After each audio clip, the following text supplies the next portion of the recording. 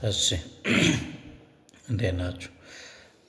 ሰሞኑን አንድ በጣም መነጋገሪያ የሆነ ቪዲዮ አለና አንድ ባለቤቱን ፕራንክ አደርጋለሁ ብሎ በጣም ማይሆን ንግግሮችን እየተናገራት ያሳያልና ራስ ሚስቱን እዚህ ከላይ አስቀምጬላችኋለሁ እንትኑን ሊንኩን እና እኔ ምን መናገር አሰብኩ መሰላችሁ?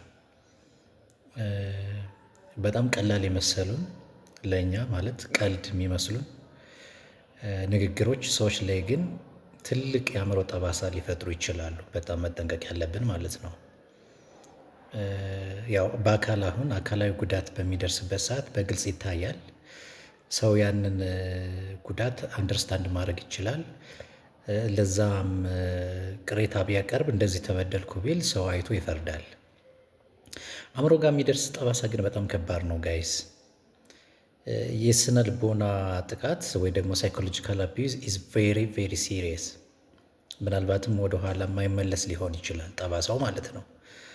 እና ጀስት ላይክ አሁን ጭንቅላቱን በጥይት ከመታ በኋላ አንድ ሰው ሌላን ሰው ማለት ነው ይቅርታ እንደመጠየቅ ቁጠሩት።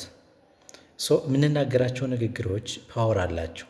ንግግር ያቆስላል፣ ንግግር ይገድላል፣ ንግግር ያደማል።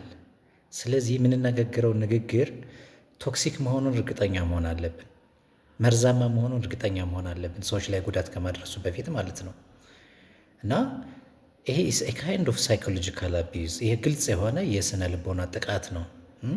የአካላዊ ጥቃት አለ፣ የስነ ልቦና ጥቃት አለ፣ ወሲባዊ ጥቃት አለ ሰዎች ላይ ሊደርስ የሚችል እና ይሄኛው እንደዚህ አይነት ጥቃት አግባብ አይደለም።